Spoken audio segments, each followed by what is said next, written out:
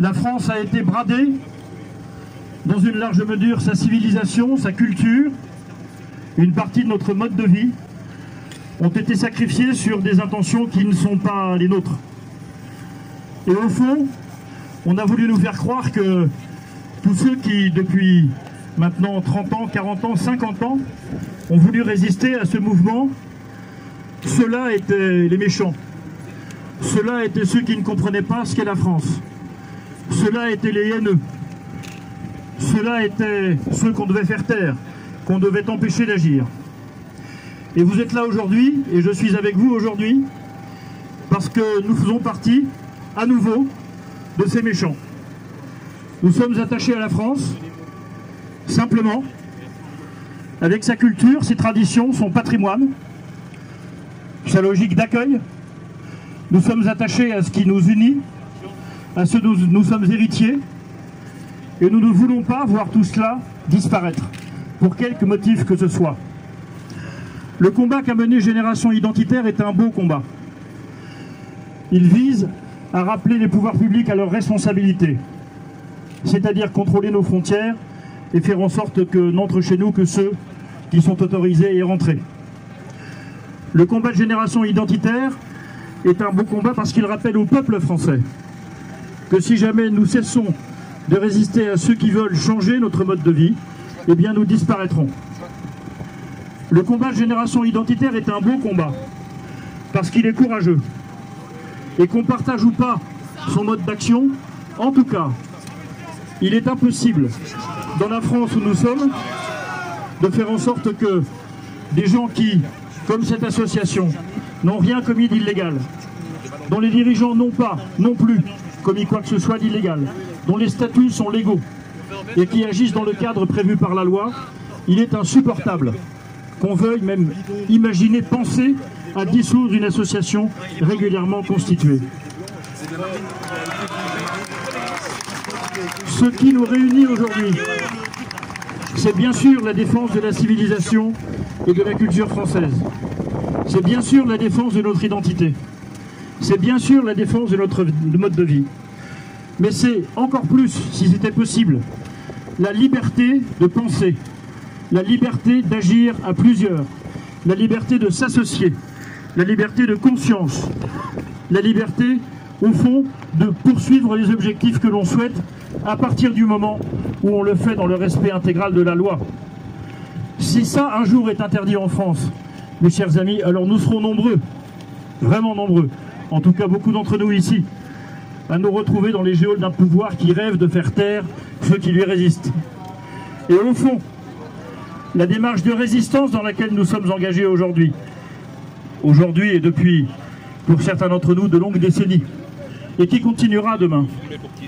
C'est essentiel parce que les pouvoirs totalitaires ne s'installent qu'à l'aide d'un seul moyen, c'est-à-dire, non pas le fait de faire peur à ses opposants, non même pas le fait de les emprisonner, mais le fait de les faire taire. Et ce que souhaiterait le pouvoir aujourd'hui, le président de la République et son gouvernement, c'est de vous faire taire et de nous faire taire. Eh bien, nous avons une bonne nouvelle pour le pouvoir, c'est que nous ne nous tairons pas.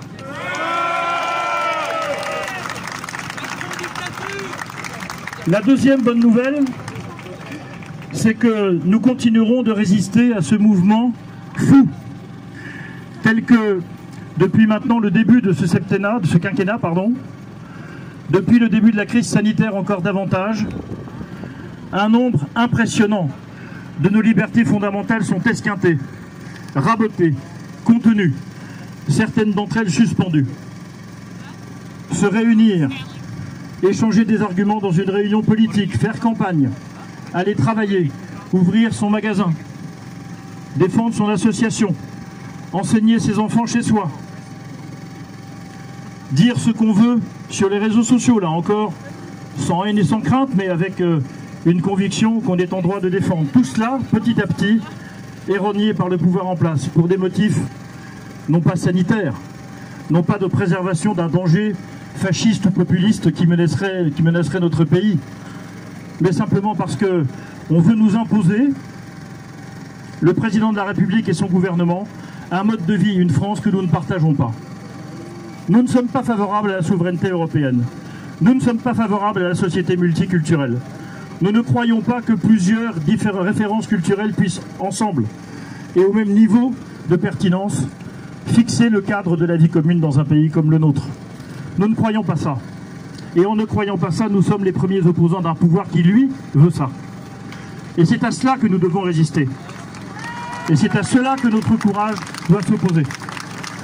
Et ça n'est pas être méchant. Ça n'est pas être populiste. Ça n'est pas être complotiste.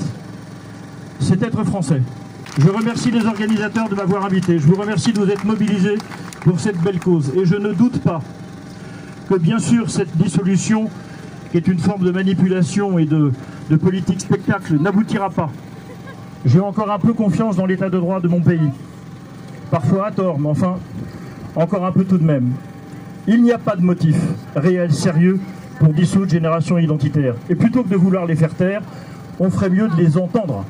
Parce que, comme je le disais tout à l'heure, ils nous disent des choses dont le peuple français a besoin pour son redressement et pour son avenir. Donc nous continuerons, quoi qu'il arrive. Quoi que soit la fin de ce processus de dissolution, quelle que soit la peur qu'agite le pouvoir pour nous expliquer que le vrai combat politique se situe entre ceux qui sont les vrais progressistes qui veulent notre bonheur et puis tous ceux qui s'y opposent et qu'il faut faire taire. C'est une farce. Cette farce cessera. Elle cessera parce que nous ne la laisserons pas perdurer et quoi qu'il arrive encore une fois, nous nous retrouvons sous une forme ou sous une autre pour défendre la seule chose qui nous soit chère, la France. Merci beaucoup et bon après-midi.